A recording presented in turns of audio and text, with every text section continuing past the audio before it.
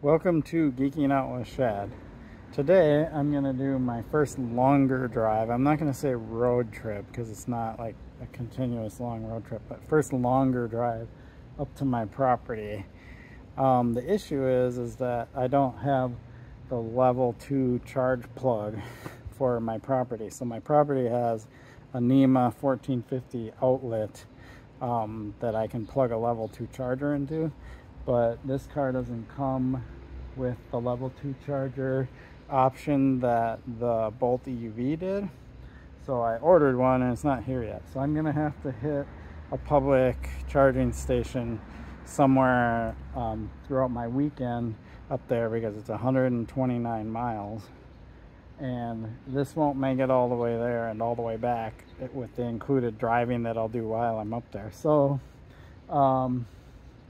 there is a charger in a town called Crosby, which isn't too far from my property. So we'll have to hit that up and we'll see how it goes. So I will be loading this thing up and hitting the road. So let's do it.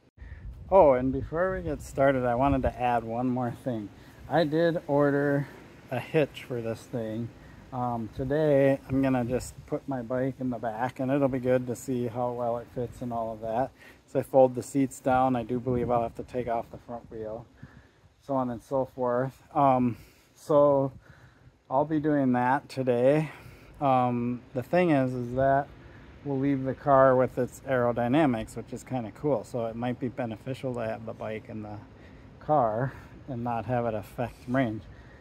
Once I do get the hitch, I have a 2-bike bike rack, and I will put 2 bikes on here and do a range test with bikes on the back to see how much the bikes impact the range. So we'll see, kind of get an idea of what kind of range it'll have today, and then the next time I go up to my property, hopefully I'll have the rack on there and we can see how much range is impacted with bikes on the back, because nobody really talks about that. Like, if you put bikes on the back, that's going to affect the aerodynamics of the car and it will take a range hit. How much? I don't know. I definitely know I don't want to put them on the roof. That is one thing I won't do, even with an internal combustion engine car.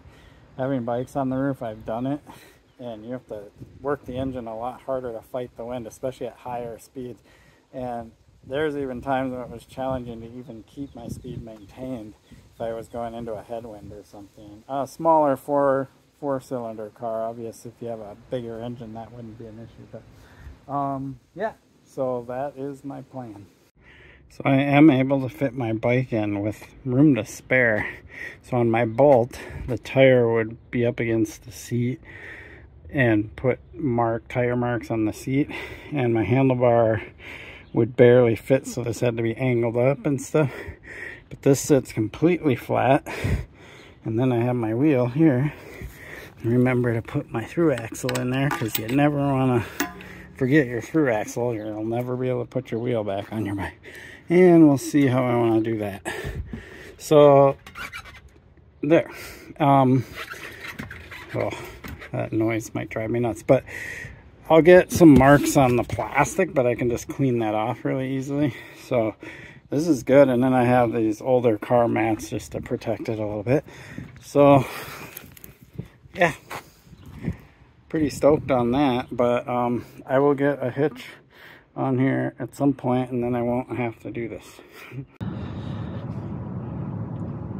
Okay, so I am on the highway, on my way up to my property. I've used about 10% battery. Let's see how much I've gone so far. So about 30 miles on 10% battery. So that's pretty good range. It tells me I'm getting 3.9 miles per kilowatt hour. So not bad. If you've seen my other videos with my Bolt, you'll know that I'm not going that fast. It's 69 is what I have the cruise set at, so it's the adaptive cruise. I also have this car set in its like whatever you call it. I don't know what it's called on this car, the automated driving mode, but it does require me to touch the steering wheel every once in a while. Unlike Super Cruise with the Bolt, where you could be hands-free, the difference is the Super Cruise has a little camera. You can literally see it on the steering wheel, that if you look away or you're looking down at your phone or you cover your face or anything like that, it'll disengage. It'll beep at you and then disengage if you don't start looking at the road again. So I liked how Super Cruise worked. It was pretty awesome. And so here it's telling me to keep my hands on the wheel, so I don't know where I need the touch. It lets me have my hands off the wheel for quite amount of a time. Again, I haven't used this system much at all, so I have to develop trust in it. So I don't actually mind kind of having my hands on the wheel, but I can, yeah, see, so it wants me to grab up there. So I can, even having my hand down here in the corner doesn't seem to satisfy it. It's interesting. But it's kind of slick. It doesn't require any kind of route planning or anything like that. It just works, and yeah, it's pretty cool. So I'm liking it. Okay, so this car is super nice to drive. It's super smooth, and there's definitely one thing I want to show you, and that's I have the windows all up, and I'm going 69 miles per hour, and this car is very different than other vehicles I've driven. So if I roll the windows down,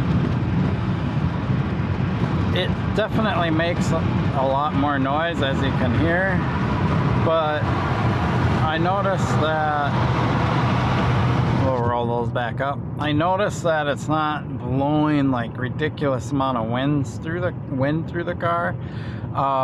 Most vehicles, when I crack the windows like that, it just gets all crazy. If I have a piece of paper sitting here, it'll start floating up, stuff like that. Maybe if I had the window all the way down, that would happen, but it's pretty nice. So to me, that I feel like it's a bit more aerodynamic that way, like when I have the window cracked, which I like, because I do like to drive with my window cracked sometimes, and I'm not all about always running the air conditioner and things like that. So let's talk about where I'm at with range here for a minute. So I've been driving for a while. Let's see, I'm at 52 miles. I have 84% battery left, and I have 81 miles to go. It'll be interesting once I pull up to my property if I have more than half range or more than half battery left.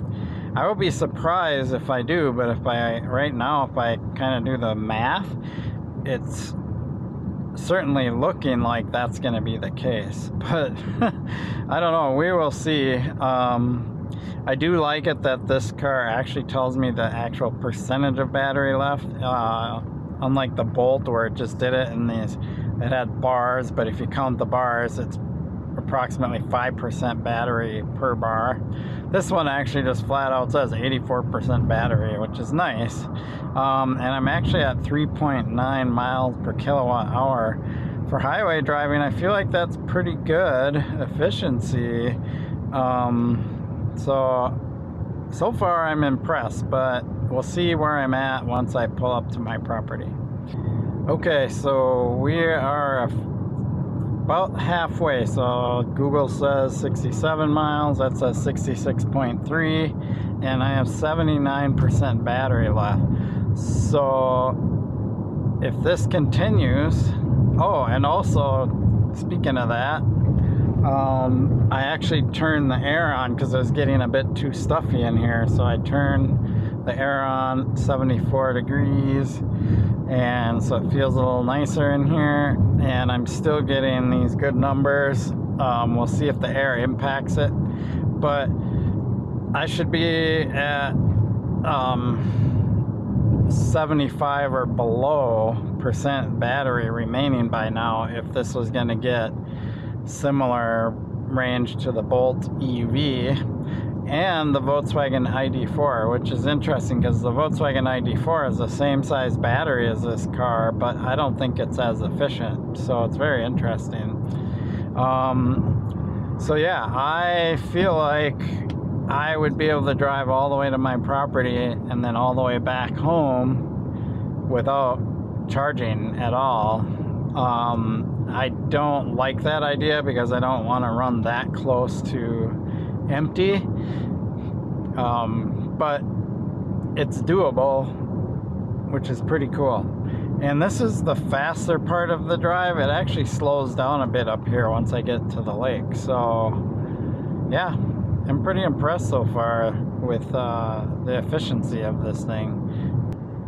Okay, so that state of charge just went to 75%. I've gone almost 75 miles and I've got 58 miles left. That's a bit surprising to say the least. The remaining range, like I don't know whether I can trust what we always call the guessometer here, but it says I have 206 miles left. With this kind of driving on the highway, if I'm gonna get, 280 miles of range, I will be surprised. Like, that is way more than I would have anticipated, but we're not there yet. That's just doing math and making assumptions. Let's finish out this drive and then see what the reality is versus what all this is telling me, because I am a little skeptical that I would actually get that much range out of this car. Okay, we are almost there. I've got 18 miles left on Google Maps there, and it says 61% charge left, and I would, on both the Bolt EUV that I used to own and the ID4, we would be at like 50 or 51% right now, and it would be just below 50%, so 49, 48% by the time we got to my property.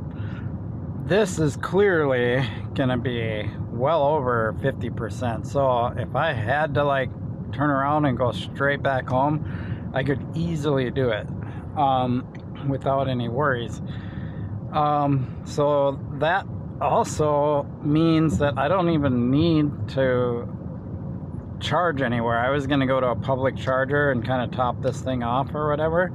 I will be able to use my level 1 charger and just plug in throughout the weekend and get enough additional charge on this car for me to be able to drive home and not even have to worry. Like, sometimes I like to go a little faster or whatever, and I don't even have to like try to like preserve battery going home. So that is pretty cool. I'm actually surprised that this car is that much more efficient than the other two, but it does have a bigger battery. I think it's got a lower drag coefficient, things like that. So yeah, but it is all-wheel drive or dual motor, so technically dual motor means it should use more charge than a single motor like the Bolt EUV. Interesting, very interesting. I guess I could say I'm happy with that. Wow, I can't believe it. 55% state of charge left, and I'm there. I'm literally just a couple blocks from here. That is phenomenal. And I ran air about a third of that drive. So there's some other variables, like if you ran air the whole time, things like that, that could affect this. But the fact that I'm over 50% when I got up here, and my actual miles, I was kind of off, is 32 miles. So 32 miles on, you know, from my house to my property. That's impressive. 55%. Huh. So if we were to do math, we're looking at 280, 290. Like, that's silly. Okay, so 55%, 131, so let's just say 132 miles. Average of 3.7 miles per kilowatt hour. 2 hours and 30 minutes drive time. Yeah.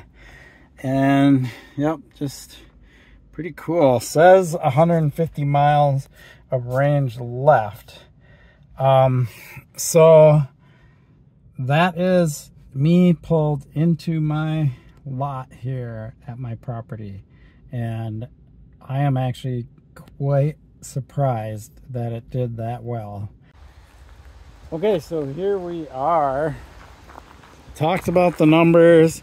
Quite impressive. Just an FYI, over here is my NEMA 1450. So once I get my level 2 charger, I can just plug it into there. So I have that set up, and then of course my RV outlet right there, which goes into the RV, obviously. So yeah, super impressed. You have 55% battery left. So what that means is I don't even need a level 2 charger for coming here. The car comes with a level 1 charger.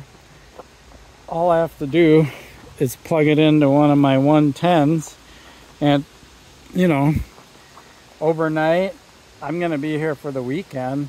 When I'm out riding, I mean, pretty much most of the time that I'm here, I can just leave my car plugged in and it'll just trickle itself back up, and whatever additional charge I get from doing that will be plenty for me to drive into town, which is just like 6 or so miles away, get my coffee in the morning, and then sometimes I like to mountain bike on this trail that's over on the far end called the Ioniq, and you know, that's a little further, but it's, you know, maybe 10 miles, so on and so forth.